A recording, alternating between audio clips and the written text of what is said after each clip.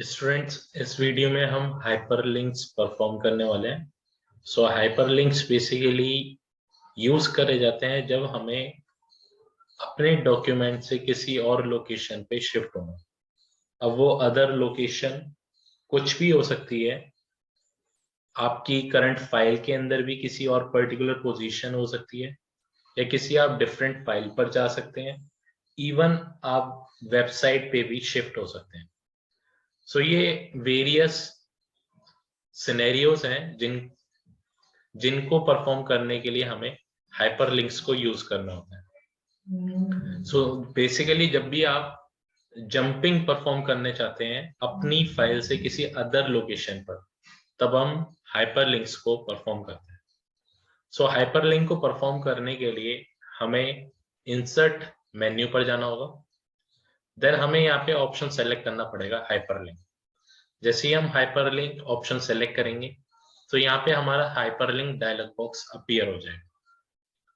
अब आप hyperlink internet के पर्पज से क्रिएट करना चाहते हैं, मीन्स किसी वेबसाइट पर मूव करना चाहते हैं, या किसी पर्टिकुलर मेल या न्यूज लेटर पर मूव करना चाहते हैं, या किसी डॉक्यूमेंट पर मूव करना चाहते हैं, या आप एक नया डॉक्यूमेंट क्रिएट करना चाहते हैं और उस पर मूव करना चाहते हैं। सो ये सारे स्टेप्स आप परफॉर्म कर सकते हैं यूजिंग हाइपरलिंक। सो अभी हम एक नया डॉक्यूमेंट क्रिएट करेंगे। ओके, मींस जो हम हाइपरलिंक क्रिएट कर रहे हैं वो किसी न्यू डॉक्यूमेंट पर क्रिएट कर रहे हैं। सो यहाँ पर हमें सबसे पहले फाइल नेम प्रोवाइड करना होता है। सो फाइल नेम प्रोवाइड करने के लिए हम पाथ को सेलेक्ट कर लेते हैं कि हमारी जो फाइल होगी वो किस पाथ पर अवेलेबल होगी। ओके, सो हम अपनी फाइल जो है वो डेस्कटॉप पर सेव करेंगे।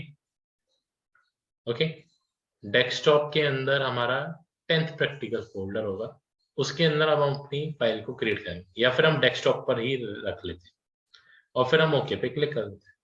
सो यहाँ पर अभी केवल पाथ आया है। अब हमें फाइल का नेम भी प्रोवाइड करना होगा।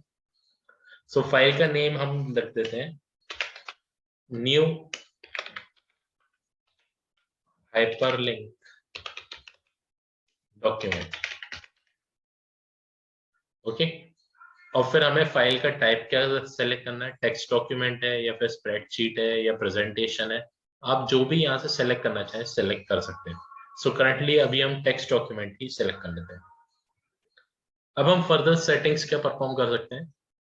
सो अभी आपको याद ये रखना है कि फ्रेम और नेम, इन दोनों फील्ड्स का आप तभी यूज कर सकते हैं जब आपकी लिंकिंग, मीन्स आपकी जो वर्कशीट है वो आपकी वर्कशीट अगर किसी वेब ब्राउजर के अंदर ओपन है, तभी इन दोनों फील्ड्स का यूज करा जाता है, frame plus name. Okay, so I hope आप लोगों को समझ में आया होगा। अब यहाँ पे एक ऑप्शन अवेलेबल है फॉर्म। फॉर्म पर अगर हम क्लिक करें तो हमारे पास दो वेरियस ऑप्शन अवेलेबल होते हैं, टेक्स्ट या फिर बटन। सो बेसिकली हम यहाँ पर जो लिंकिंग अप्लाई कर रहे हैं वो टेक्स्ट पर अप्लाई कर रहे हैं। सो हम यहाँ से सेलेक्ट कर लेते हैं टेक्स्ट। जब आप ये लिंक क्रिएट करें तो उसके करस्पॉन्डिंग क्या नेम शो हो, तो वो नेम हम यहाँ पे प्रोवाइड कर सकते हैं। जैसे मैं यहाँ पे देता हूं माय हाइपरलिंक। ओके, सो अब हमारे यहाँ पर जो हम हाइपरलिंक क्रिएट कर रहे हैं उसमें जो टेक्स्ट आएगा वो आएगा माय हाइपरलिंक, और हम कौन सी फाइल को लिंक कर रहे हैं, न्यू हाइपरलिंक डॉक्यूमेंट को, जो कि एक टेक्स्ट डॉक्यूमेंट फाइल है, और उसे हम एडिट अभी करना चाहते हैं या बाद में करना चाहते हैं तो हम यहाँ से सेलेक्ट कर सकते हैं। सो हम यहाँ पे सेलेक्ट कर लेते हैं एडिट लेटर। मीन्स ये फाइल क्रिएट हो जाएगी लेकिन हम अब अभी उसे एडिट नहीं करेंगे, जस्ट उसका लिंक क्रिएट कर, और फिर हमें अप्लाई पे क्लिक करना है। जैसे ही आप अप्लाई पे क्लिक करेंगे, सो अगर आप यहाँ पे ध्यान से देखें, यहाँ पे हमारी जो टेक्स्ट का नेम था वो यहाँ पर आ गया है, और जैसे आप कर्सर को यहाँ पर मूव करेंगे तो ये हैंड कर्सर में चेंज हो रहा है। हैंड कर्सर में चेंज होने का मीनिंग पर्पस ये है कि हमने हाइपरलिंक को क्रिएट कर दिया है। फिर हमें क्या करना है, इस हाइपरलिंक डायलॉग बॉक्स को क्लोज कर देना है।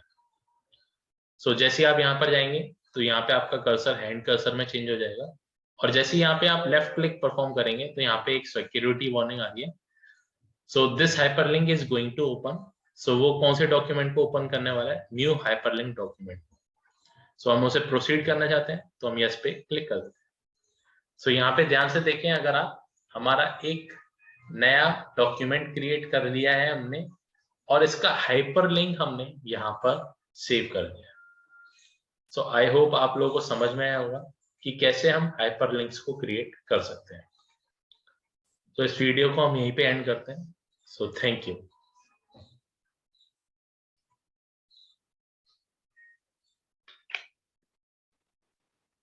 फ्रेंड्स, अब इस वीडियो में हम linking to external data perform करने वाले हैं। लिंकिंग टू एक्सटर्नल डेटा हम तब परफॉर्म करते हैं जब हमें किसी भी टेबल को इंसर्ट करना हो, या जो भी डेटा हमारा किसी अदर एचटीएमएल डॉक्यूमेंट में अवेलेबल है उसे हमें अपनी स्प्रेडशीट में इंसर्ट करना हो, या फिर कोई भी डेटा जो कि अदर वर्कशीट के अंदर या शीट के अंदर अवेलेबल है और उसकी नेम्ड रेंजेस अवेलेबल है। ठीक है, मींस इस टाइप के डेटा को अगर हमें लिंक करना हो तब हम इस मेथड का यूज करते हैं। सो इस मेथड को परफॉर्म करने के लिए सबसे पहले हमें इंसर्ट मेन्यू पर जाना होता है, और यहाँ पे हमें ऑप्शन सेलेक्ट करना होता है लिंक टू एक्सटर्नल डेटा। अब यहाँ पे जो भी एक्सटर्नल डेटा सोर्स है उसका यूआरएल प्रोवाइड करना होता है। सो अभी करंटली हमारे पास कोई भी यूआरएल नहीं है। सो यूआरएल लेने के लिए मैं कोई भी वेबसाइट ओपन कर लेता हूँ। ओके, सो कोई भी वेबसाइट ओपन कर लेते हैं। Let suppose W3 Schools। Okay, तो HTML ट्यूटोरियल। सो इसको हम क्या कर लेते हैं, कॉपी कर लेते हैं इस यूआरएल को। तो यहाँ पर मैं इस यूआरएल को यहाँ पे पेस्ट कर देता हूँ। बस आपको अभी कुछ भी नहीं करना है, आपका इंटरनेट एक्टिव होना चाहिए, और फिर आपको यहाँ पे जैसे ही थोड़े टाइम बाद आप यहाँ पे ध्यान से देखेंगे तो जो भी अवेलेबल टेबल्स होंगी इस पर्टिकुलर वेबसाइट के अंदर, या कोई भी रेंजेस होंगी तो वो यहाँ पर आपको शो हो जाएंगे। थोड़ा सा आपको वेट करना पड़ेगा।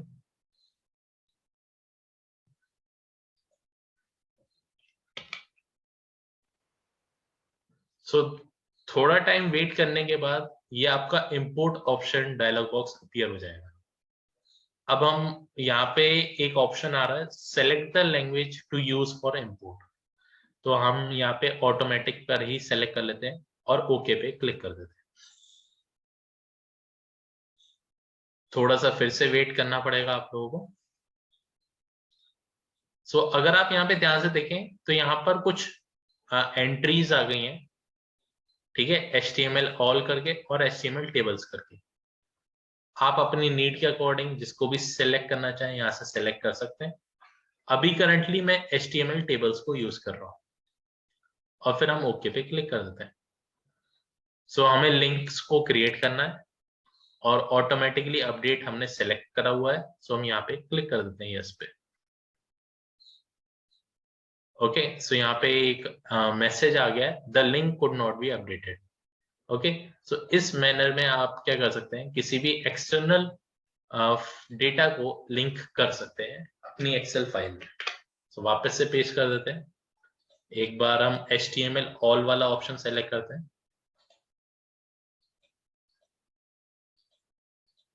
थोड़ा सा वेट करना पड़ेगा क्योंकि अपडेट होने में थोड़ा सा टाइम लगता है।